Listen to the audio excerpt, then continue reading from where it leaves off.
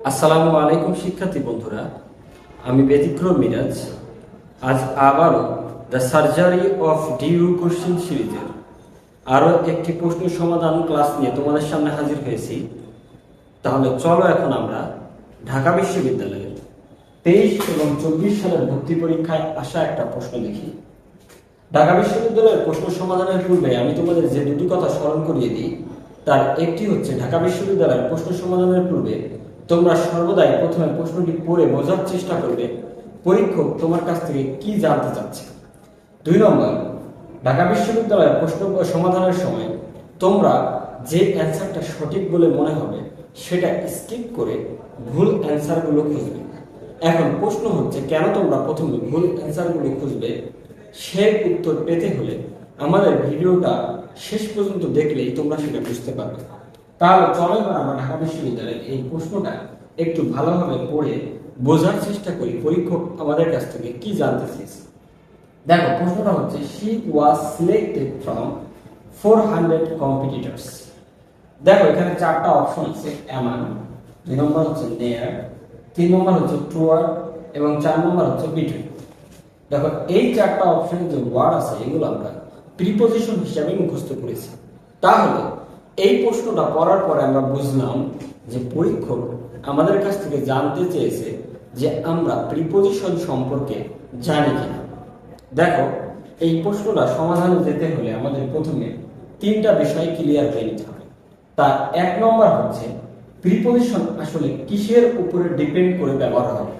2 নম্বর যে বিষয়টা ক্লিয়ার হতে হবে তা হচ্ছে, দেখো এখানে প্যাসিভ ভয়েসের ব্যবহার আছে, বিধায় আমাদের প্যাসিভ ভয়েস সম্পর্কে একটু সংক্ষিপ্তভাবে জেনে নিতে হবে।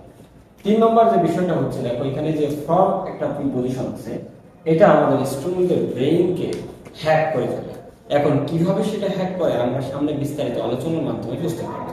দেখো, 1 নম্বর আমাদের যে বিষয়টা ক্লিয়ার হতে হবে সেটা হচ্ছে প্রিপজিশনের ব্যবহার কার উপরে ডিপেন্ড করে। তোমরা একটা কথা সর্বদাই মনে রাখবা, প্রিপজিশনের ব্যবহার সর্বদাই প্রিপজিশনের অর্থের উপরে ডিপেন্ড করে। তাহলে আমরা বুঝতে পারলাম প্রিপজিশনের ব্যবহার তার অর্থ অনুযায়ী ব্যবহার হয়ে থাকে। তাহলে চলো আমাদের 2 নম্বর যে বিষয়টা ক্লিয়ার হতে হবে সেটা হচ্ছে ভয়েস। দেখো, এই ভয়েস শব্দের অর্থ হচ্ছে কথা বা বাক্য। তাহলে বাক্যে যার সম্পর্কে কথা বলা হয় তাকে বলা হয় সাবজেক্ট। তাহলে সাবজেক্ট অনুযায়ী এই ভয়েস হচ্ছে 2 প্রকার। তার 1 নম্বর হচ্ছে অ্যাক্টিভ ভয়েস, 2 নম্বর হচ্ছে প্যাসিভ ভয়েস। অর্থাৎ যেই বাক্যে বা যেই সেন্টেন্সে সাবজেক্ট নিজেই কাজ করে তাকে বলা হয় অ্যাক্টিভ ভয়েস, আর যেই বাক্যে সাবজেক্ট নিজে কাজ না করে অন্য কেউ তার উপরে কাজ সংঘটিত করে তাকে প্যাসিভ ভয়েস বলে। তাহলে চলো এবার আমরা অ্যাক্টিভ ভয়েস এবং প্যাসিভ ভয়েসের উদাহরণ দেখি। অ্যাক্টিভ ভয়েসের উদাহরণ হচ্ছে টিচার বিট স্টুডেন্টস। টিচাররা স্টুডেন্টদেরকে মারত। এখন স্টুডেন্টদেরকে অতীতে মারত, এটা সত্য কথা, কিন্তু এখন যদি কোনো টিচার স্টুডেন্টদেরকে মারে, আল্লাহ ভালো জানে টিচারের কপালে আগামীকাল কি আছে। যাই হোক, এখানে দেখো এই বাক্যে টিচার নিজে সাবজেক্ট এবং সে স্টুডেন্টদেরকে মারার কাজ নিজেই করছে বিধায় এখানে এই বাক্যটা হচ্ছে অ্যাক্টিভ ভয়েস। এবার চলো আমরা এবার একটা প্যাসিভ ভয়েসের উদাহরণ দেখি। দেখো, প্যাসিভ ভয়েসের উদাহরণটা হচ্ছে students were beaten by teacher. স্টুডেন্টদেরকে মারা হতো, স্টুডেন্টরা নিজে মারতো না, স্টুডেন্টকে মারা হতো বাই টিচার। দেখো, এখানে স্টুডেন্ট হচ্ছে সাবজেক্ট, সে নিজে না মেরে টিচারের দ্বারা মায়ের খেত বা তাকে টিচার মারা হতো। এখন যেহেতু এই বাক্যে স্টুডেন্ট নিজে মারার কাজটা না করে সে নিজে মার খায়, বিধায় এটা হচ্ছে প্যাসিভ ভয়েস। এখন প্রশ্ন হচ্ছে আমরা অ্যাক্টিভ ভয়েস থেকে প্যাসিভ ভয়েসকে কিভাবে আলাদা করব। দেখো, অ্যাক্টিভ ভয়েস থেকে প্যাসিভ ভয়েসকে আলাদা করার গঠন বা রুলস হচ্ছে, আমরা জানি প্যাসিভ ভয়েসের সাবজেক্টের পরে অক্সিলারি ভার্ব বসে। এই অক্সিলারি ভার্বকে আবার হেল্পিং ভার্ব বলে। এই অক্সিলারি বা হেল্পিং ভার্বের পরে ভার্বের 3 নম্বর ফর্ম বসালি প্যাসিভ ভয়েস হয়ে যায়। তাহলে চলো এবার আমরা দেখি। এখন এই জায়গায় আবার একটা ছোট্ট প্রশ্ন, যে ভার্ব 3 বলতে কি বোঝায়।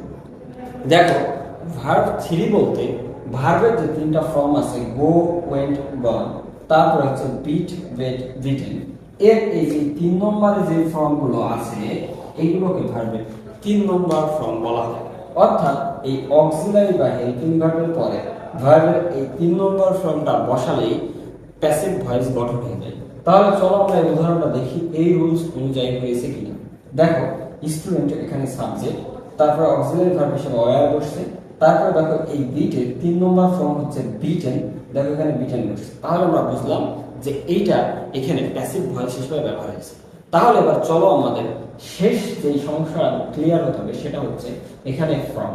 দেখো এই ফ্রম শব্দের অর্থ হচ্ছে হতে থেকেছে, তবে এখানে সবচেয়ে বড় সমস্যা হচ্ছে এখানে ফ্রমটা হচ্ছে প্রিপজিশন এবং দেখো অপশনে যে 4টা অপশন আছে এই অপশনে ওয়ার্ড আছে প্রত্যেকটা আবার প্রিপজিশন। আমরা জানি যে প্রিপজিশনের পরে 4টা জিনিস বসতে পারে, সেটা হচ্ছে প্রিপজিশনের পরে নাউন বসতে পারে, যেমন ফর সুরাইয়া, এখানে ফর হচ্ছে প্রিপজিশন, তারপরে দেখো সুরাইয়া একটা নাউন বসছে। 2 নম্বর দেখো প্রিপজিশনের পরে প্রোনাউনের অবজেক্টিভ ফর্ম বসতে পারে, যেমন ফর হিম, দেখো এখানে ফর হচ্ছে প্রিপজিশন এবং হিম হচ্ছে হি প্রোনাউনের অবজেক্টিভ ফর্ম। তারপরে দেখো এখানে আমরা জানি প্রিপজিশনের পরে ভার্ব বসলে আইএনজি যুক্ত হয়ে ভার্বিং ব্যবহৃত হয়, যেমন ফর বই, এখানে ফর হচ্ছে প্রিপজিশন এবং গো হচ্ছে ভার্ব, তার সাথে আইএনজি যোগ হয়ে ব্যবহার হয়েছে ফর বই। এবং সর্বশেষ প্রিপজিশনের পরে যেটা ব্যবহার হতে পারে সেটা হচ্ছে পসেসিভ কেস, যেমন দেখো ফর মাই সিস্টার, এখানে ফর হচ্ছে প্রিপজিশন এবং মাই সিস্টার হচ্ছে পসেসিভ কেস।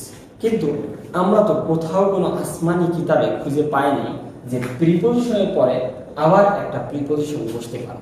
এইটা যখন দেখি তখন অধিকাংশ স্টুডেন্টদের ব্রেন হ্যাক হয়ে যায়। তারা কি করে, পরীক্ষার হলে এইগুলো নিয়ে চিন্তা করতে থাকে যে আমি তো কোথাও করি নাই, একটা প্রিপজিশনের পরে আবার আর একটা প্রিপজিশন ব্যবহার হতে পারে। দেখো তোমরা একটা জিনিস ভালোভাবে লক্ষ্য করো, এখানে ফ্রম হচ্ছে প্রিপজিশন, আবার অপশনে যে 4টা ওয়ার্ড আছে সেগুলোর প্রত্যেকটা হচ্ছে প্রিপজিশন।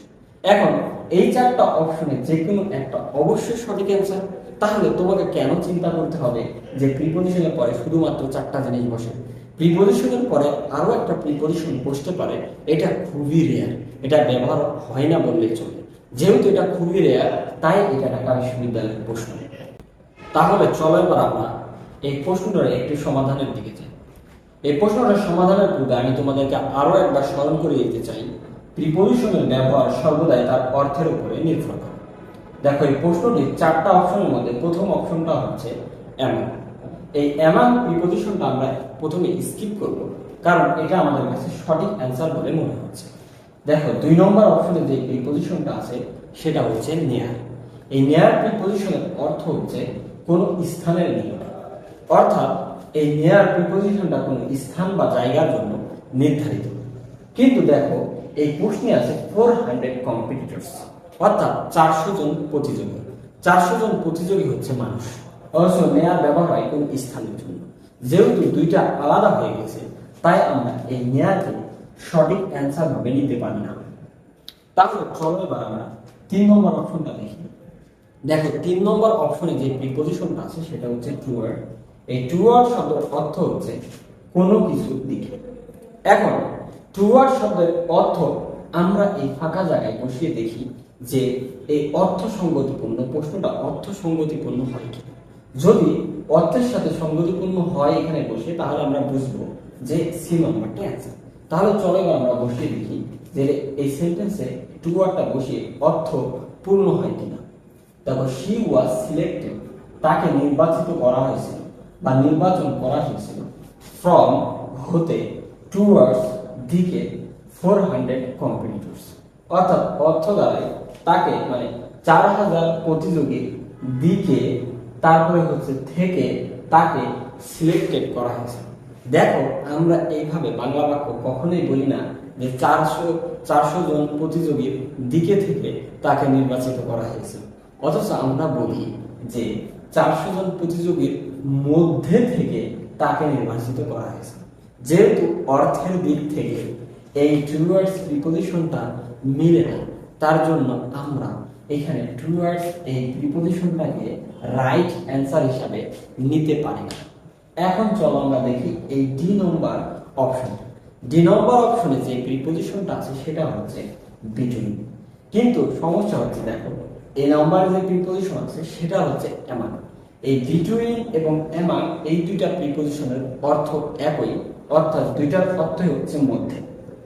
তাহলে চলো আমরা প্রথমে এই বিটুইনটা ফাঁকা জায়গায় বসিয়ে দেখি যে বিটুইন দিয়ে এই অর্থটা পরিপূর্ণ হয় কিনা।